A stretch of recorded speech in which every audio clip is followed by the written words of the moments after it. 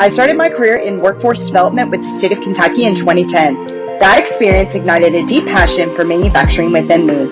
I started this show hoping to raise more awareness around the bright outlook manufacturing careers have. Join me as I sit down with some of the manufacturing industry's most successful changemakers and learn how they're partnering people with technology. It's time to give people more meaningful work. This is Workforce 4.0. All right. Hey, guys, and we are live. Hello. How are you? Thanks for joining us today.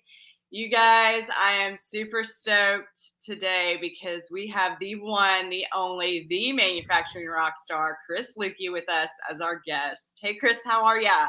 It's good to be here, Ann. Been looking forward to this session. Excited to dive in. Awesome. Yes. And I know that you've got such a big fan base out there. And if you guys are in the comments watching this live, just drop us your questions for Chris as we go along. Super excited to get into this conversation because it's not, it's in-person events and stuff. It's definitely an important part of the future of work, I think. And I'm excited to explore that more. Before we get too far into our conversation, though, I do have a question for you. And I recently found out that you also are an event host of karaoke nights. That is something that you also participate in. And so my first question for you is, tell me what your go-to karaoke song or your favorite song is. Because, I love music and I'd love to learn that about you as well. So I'm going to give you a bit of a roundabout answer to this because it's not as cut and dry and as people think. Because karaoke, there's an art to karaoke because a lot of people go up there with this me mentality. I'm buzzed. I've had 2 beers and I'm going to butcher this classic song. That's not exactly how karaoke should be done. Really, I take a lot of my karaoke lessons from playing in a cover band. You got to read the room and you got to time it right throughout the night. So you don't want to come playing like some heavy metal Tool song at in the beginning set, right? You got to space it out. You got to start with some pop jams, right? Some things that are easy to sing along to, maybe move into dancing music as the night goes along. And if you really want to do some rock and roll, do it, as the night has progressed, right? So, if it's early in karaoke and I'm kicking things off, like people are only 5 songs in and the crowd's still getting warmed up, I'll do something like One Week by Bare Naked Ladies, right? Classic song. Fun tune. But if it's getting later in the evening and it's time to rock, Beastie Boys, Fight for Your Right to Party is my go-to.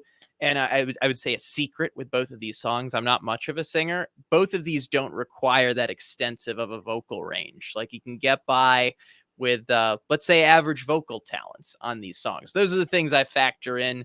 Timing, vocal range. Those are a couple of my go-to karaoke songs. Probably more than you or your audience wanted in that answer, but there you go. No, I needed all that information so that I know now how to proceed in future events that I could host as well. So feedback, just real quick.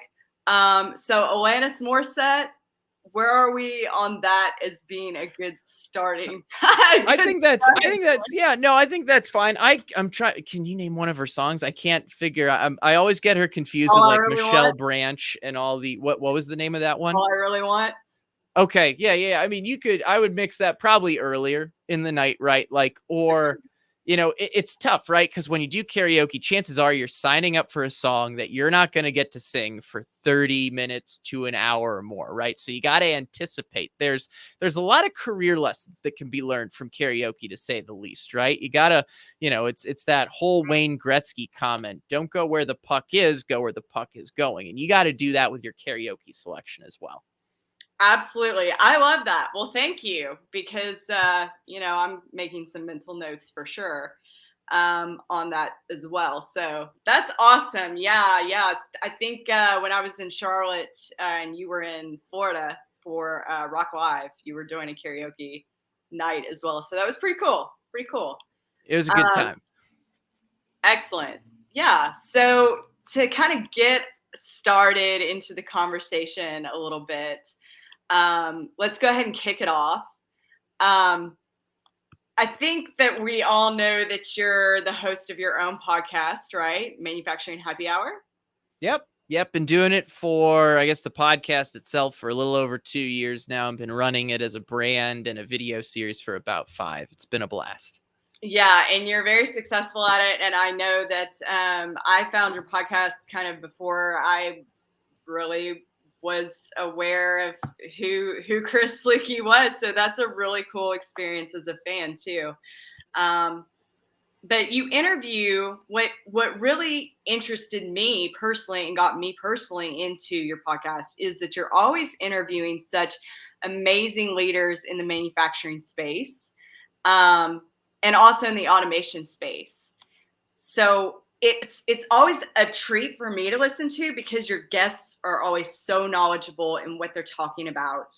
And just from your point of view and perspective as a host, generally speaking, like, why do you think that having such diverse voices that you feature on your show, why do you think that's so important? Do you feel like there's necessarily a sense of responsibility for you to do that?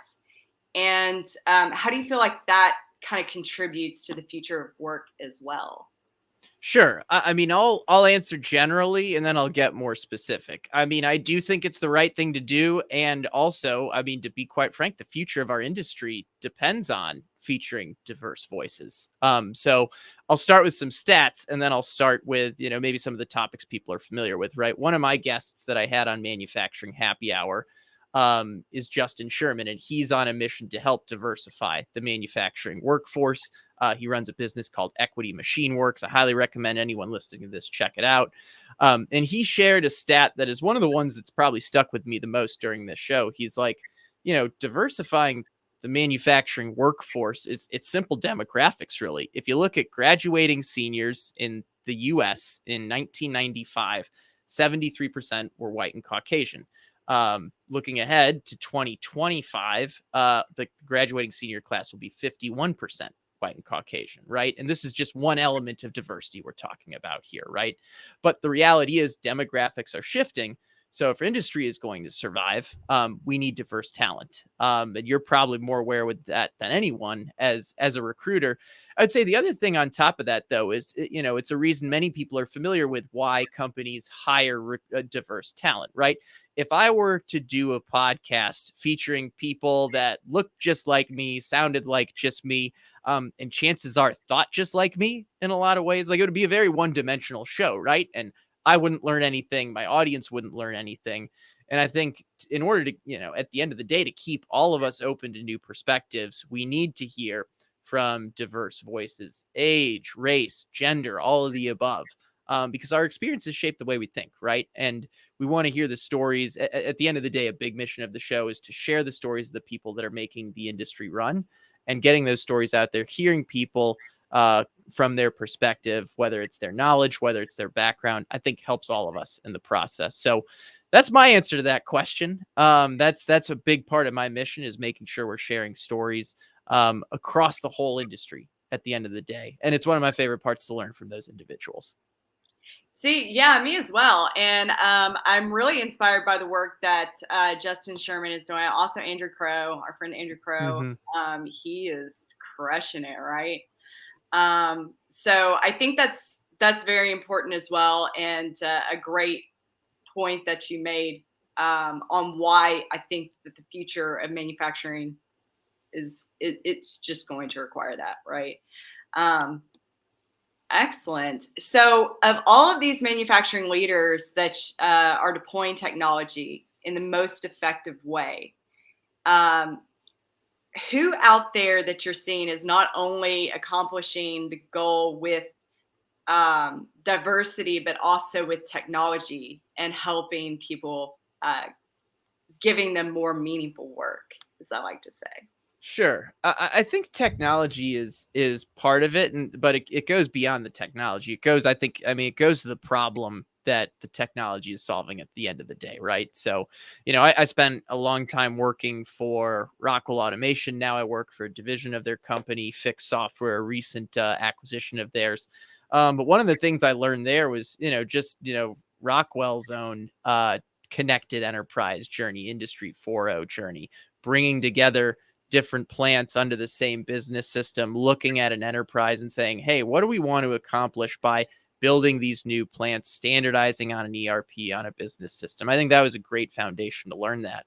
Now where I see a lot of people doing cool things with technology, it's ones that allow it to do a simple problem that's easy to grasp, right? Like whether it's digitizing maintenance software, moving it from a paper-based platform to a digital platform.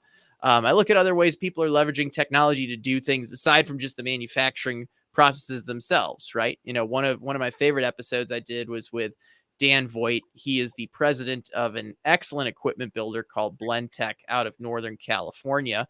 And they leverage their tools to enable, like all of us, a hybrid work environment. But I think it goes beyond having the tools. But, one thing I learned from Dan is that, hey, there are certain tasks that we do really well when we're remote, and there are certain tasks that we do really well when we're in person. The reason I'm going this direction is to say that, hey, technology is just one piece of it to kick it off, but it's looking at the processes and the habits that develop from using that technology. Because you can give someone the greatest tool in the world, but unless your company has the culture and habits to implement it, it's not going to go anywhere. Absolutely. Can we say that again for those in the back? Absolutely. Yes. I agree. And I think, when I'm seeing all this conversation, this is really a big part of why I started the show too, is to make sure that we keep people and culture at the center of Industry 4.0, right? Excellent points. Thank you so much for that. I do want to bring up a comment from our friend Ira. Hey, Ira, how are you? Different perspectives are key to breaking away from groupthink and helping things move forward. Absolutely, Ira. Absolutely. Yes. Thank you so much for that. I would agree. What do you think? Yeah, I finished a book, and I finished interviewing this person yesterday. So this podcast is going to come out in a few weeks, but I interviewed a guy named Joe Sanok who wrote a book called Thursday is the New Friday. And you might get a hint as to what it's about. It's about, hey, how can we enable a 4-day work week, right? And I think at least my perspective as a podcaster that delves in this digital marketer world as well, I think my first impression when I hear that, it's like, hey, this is something that works for digital marketers, podcasters, et cetera. How does it work in manufacturing, right? So we had a good conversation on that. I'll let the audience check that out in a few weeks when it comes out. But the reason I'm going this direction is what Ira says about breaking away from groupthink. One of the things that Joe talks about in his book is outsider perspective, right? And he talks about things that allow people to be more effective in their work that ultimately allow them to do more in less time. And taking an outsider perspective, looking at a situation, not from the lens of, hey, we've always done it this way, but hey, what would happen if we brought a total novice into this and they just looked at it? What would that individual think?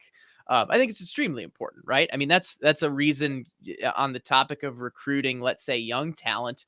Companies value young talent so much because they haven't always done it this way. They just came out of school, trade school, whatever it might be, and they've learned a ton of stuff.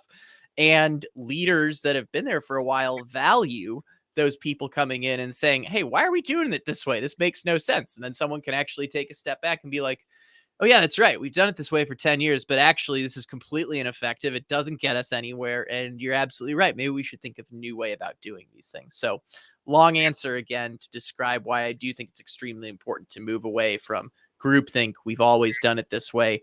Great comment, Ira. Thanks for bringing it up.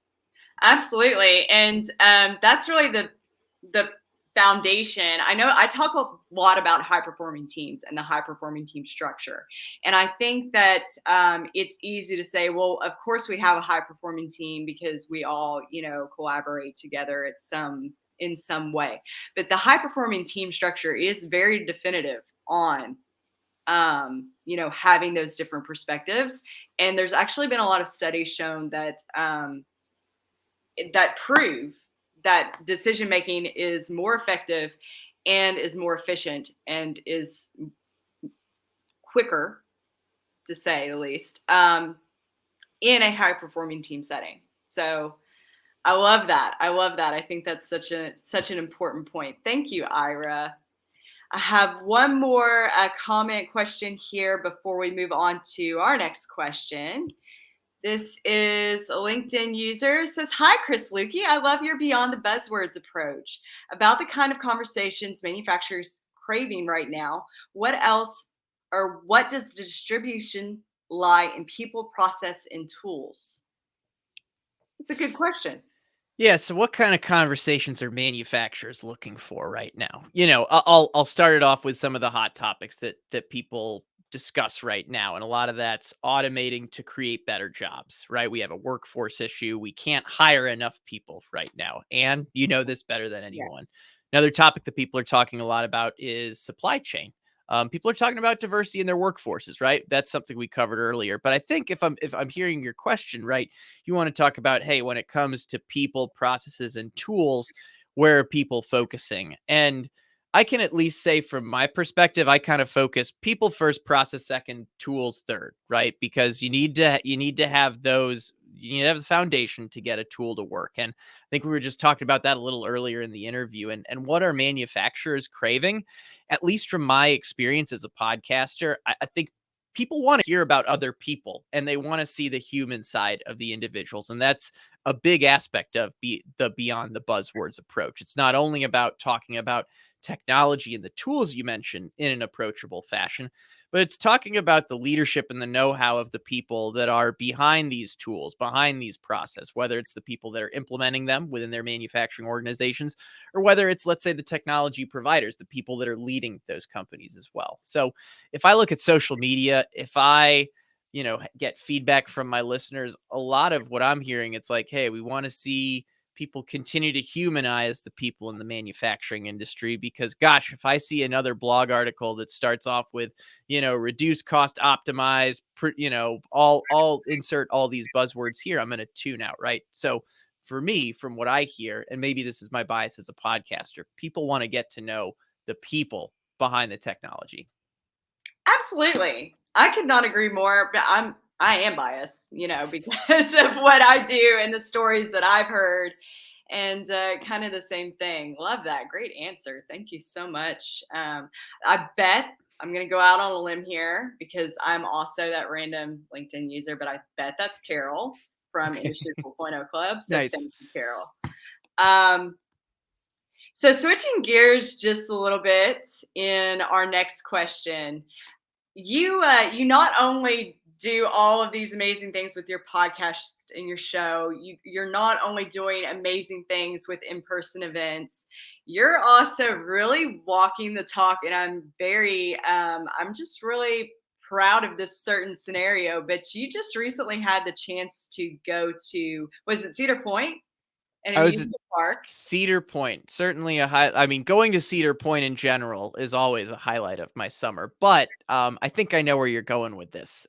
So please continue the story. I didn't mean to jump in too quickly. No, you're fine. But you had the chance to talk to young students about mechanical engineering, and I think that's awesome. Can you tell us a little bit more about your experience and working with them? What your highlights of that experience were for you? Mhm. Kind of get into that for us. Yeah, I mean, first of all, I love speaking in front of a group. I guess that probably doesn't come as a surprise as a podcast or someone that loves jumping on camera and behind the microphone. But I had an opportunity to be a part of their engineering day in May this summer to speak to a group of middle school and high school students about, basically how does automation work, right? And one of my favorite examples to describe how automation works is a roller coaster. Actually just got back from Europe riding roller coasters. For anyone that doesn't know me, roller coasters are an obsession of mine. I've traveled around the world to ride them. But I also think it's a really easy example for, let's say, someone that's never encountered automation or mechanical engineering before to start to understand how it all plays in. So the way I describe automation is it's like the nervous system behind a roller coaster. It's all the electronics and controls that you don't see behind that cool ride. The sensors that make it start and stop and operate safely. All the controllers that tell things when to start, stop, all the safety features.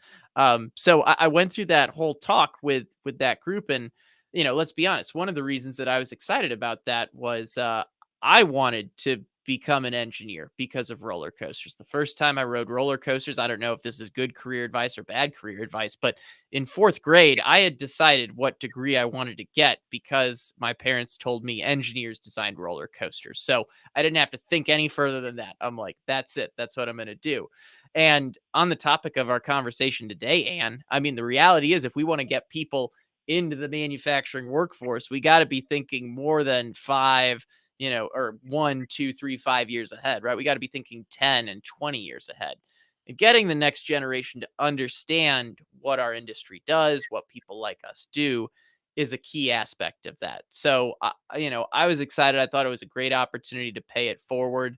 There was this was at the encouragement of my mother. Actually, I took a picture there. I think the first time I visited Cedar Point in 1997, I was 10 years old. She's like, you got to go back and recreate that photo while you're there. Stand in front of that same roller coaster, take that photo, same pose. And I went ahead and did that. Right. So I'll be sharing that on social media later just to kind of describe, hey, it's our responsibility to inspire the next generation while they're young.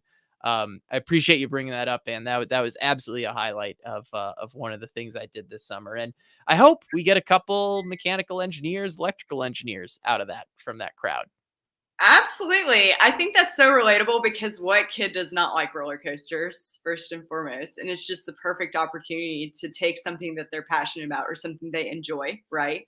That they don't really associate with work, right? And create an opportunity to talk about engineering. And I just thought that was so cool. I saw that photo. I thought that was such a neat idea too. So kudos to your mom because that was a very cool idea. I saw that on your Twitter, and that was really cool to I'm see. I'm glad I did that. I'm pretty sure it was something I originally approached with an eye roll, as sons, regardless of their age, sometime do with their mothers. But kudos to mom on that one. I'm glad we pulled that off. Absolutely. I've got a couple more comments to go over here before we get to our next question. You guys are blowing these comments up. I love you guys. Thank you so much. This is awesome. So Evan White from Factory Fix, our friend Evan, says, great conversations. 2 rock stars talking about the tools you need to succeed in a high-performing team setting. The industry needs more of this. Thanks, Evan. I think we both agree. Always good to see Evan out there. Yeah, it's cool to see the tools that are in the recruiting spaces now. I'm sure your job has changed over the years, and like the technology does not just impact the processes on the factory floor; it's all the things we do. So, Evan, thanks for jumping in. Always good to see you on social media or in person. Absolutely, yeah. Yeah, all of my so the recruiting business is 100% SaaS based. Yeah, It's yeah. all in the cloud, Mm-hmm.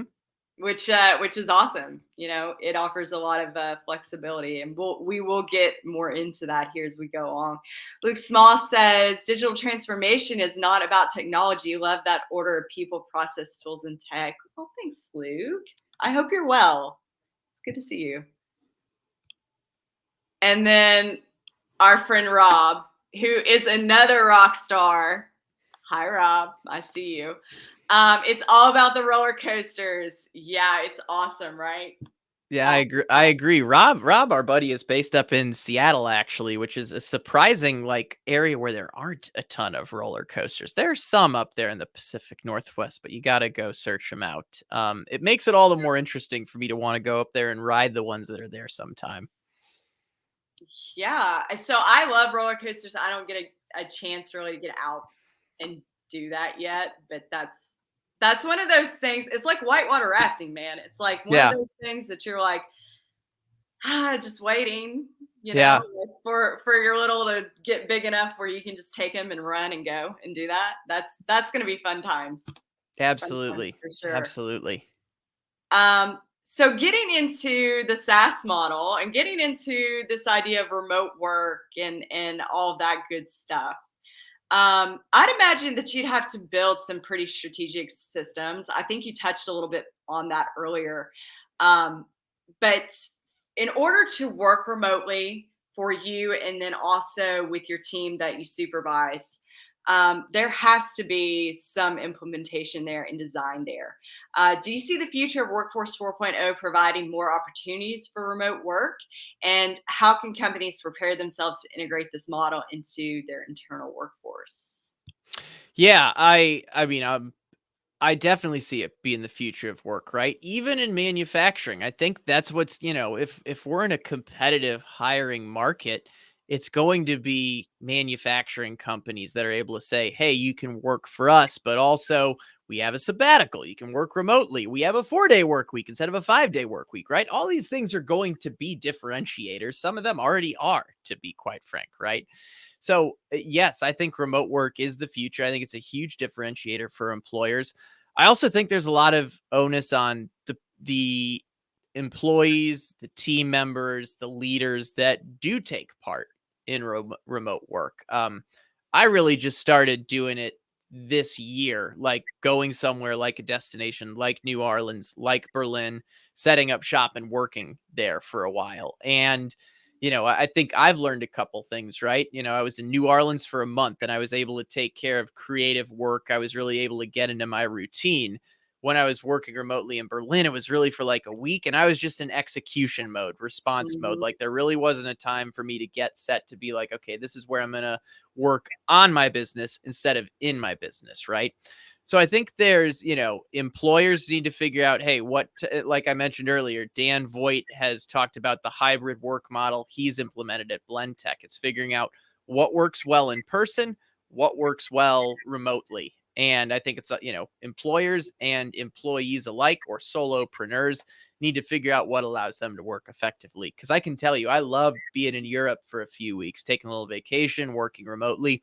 I'm also just as excited to be back home for like 2 straight months where I can get into some really disciplined work on my business, do some things that have been on my plate for a while, rather than just being in response and execution mode. So, roundabout answer there. I do think remote work is the future, and I think we're already seeing it from some employers out there. So I'll share with you, I've had the same experience. You do have to be very intentional when you're working remotely and you're traveling, because if you know you're going to be somewhere short periods of time, it is hard to get settled in, and you do have to really be kind of in execution mode and kind of have everything essential. I call it essential business functions, Yeah.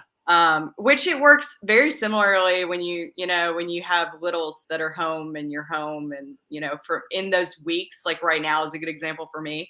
So it's more like essential.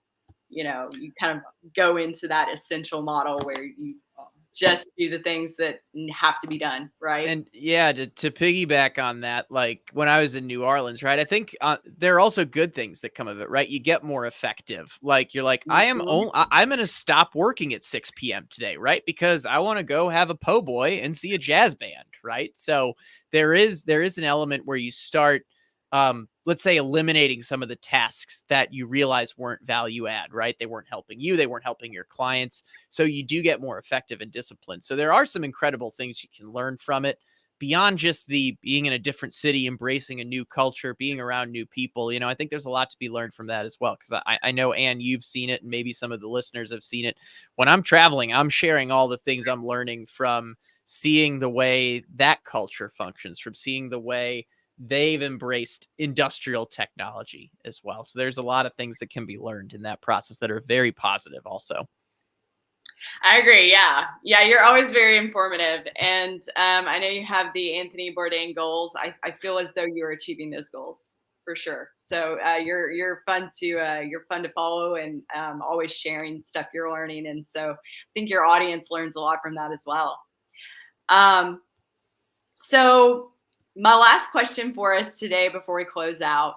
One of the main reasons that I've asked you to be a guest on Workforce 4.0 is to really talk more about the importance of what you're doing with the hosting, the happy hour events, like in person, and then the other social networking opportunities. I feel like this is important from what I've experienced working remotely, but I want to get your thoughts as well. But how important are these kinds of events in team building and providing stronger cultures in our manufacturing workforce? I think it's huge, especially coming off a 2+ year pandemic, right? I mean, obviously it's still a thing, right? But people are anxious to get back together. It's a great opportunity to connect. There's a lot of serendipity that happens from these events, right? And some of them, they're just some things you can't recreate remotely, that have to happen live, right? And to be honest, the whole live aspect of manufacturing happy hour, these events, that was part of the idea from the get-go. For some background for people that might not know the full manufacturing happy hour story, I started it when I was a sales guy in San Francisco, that was calling on a younger audience out there. And in doing that, I'm like, okay, I want this cool platform where I can drink a beer with a product expert and talk about some Rockwell technology, but I also want to be able to throw a real manufacturing happy hour and bring my clients together and have them share ideas, right? So, from day one, that was always part of, let's say, the double meaning of manufacturing happy hour. So to answer your question, I do think it's extremely important. If I look at what's happened in manufacturing happy hours, digital community, in our live events that we do, during the after hours of trade shows and things like that, people are making connections that are impacting their jobs, their careers, and, hopefully at a very basic level, just their enjoyment of the industry, right? It's cool to have a beer with people that you've been seeing on LinkedIn for months, for years, and then finally getting to hang out with them in person. Absolutely. And I agree. And from a culture and team building perspective, for me, it gives you an alternate environment, right? So if I'm showing up at a show and I'm speaking on a panel, I'm wearing black, I'm dressed like Mhm. in what we would call like you were in a Kappa Sigma, right? Is that Yep. right? Yep. So Yep. you're in your blacks, okay? Like, pearls, professional, very, authoritative posture almost. And then, it doesn't really give much opportunity for approachability, Mhm. right? You want people to be people. You want them to have those opportunities to be people with each other. And sometimes people, it builds more relationships when you give them a more casual, laid back environment to do that. And they can kind of take all of that like professional masking off and say, I enjoyed following you on LinkedIn. I've enjoyed your content. And it just gives you that extra level of, seeing each other as humans. And I think Exactly. it's got to be a huge factor, especially when we talk about remote work. You have to create those opportunities for your workforce, I think, for sure. Yeah, I mean, from day one, it goes back to, one of the listeners commented on going beyond the buzzwords, right? A big part of going beyond the buzzwords is rolling up your sleeves and having a real conversation with someone, very similar to what we've done today, Ann, right? Like, we want people to be able to go out to the bar with their colleagues or someone they just met at a trade show and feel like, hey, this is the type of conversation I can have with someone when I'm having a beer with them, right? It doesn't need to be something that's limited to a boardroom or the halls of the conference, right? So it uh, Exactly. it always goes beyond that. Awesome. Well, we are at time today, and I know your time is valuable to you. I appreciate everybody that has come and watched the episode today and has blown up the comments. Rob, we see you. You're amazing. And thank you to everybody else that had questions for Chris today. Chris, if somebody wants to reach out to you, what's the best way to connect with you? Yep, LinkedIn is a great spot to find me. I should be, I think, one of the only Chris Lueckes on there that's spelled that way. Otherwise, hey, make sure you tune into Manufacturing Happy Hour wherever you get your podcasts, iTunes, Spotify, all the niche spots, or manufacturinghappyhour.com. And then on social media, we are MFG Happy Hour on Twitter, Instagram, TikTok, all those spots. But manufacturinghappyhour.com, great central hub to find all of that.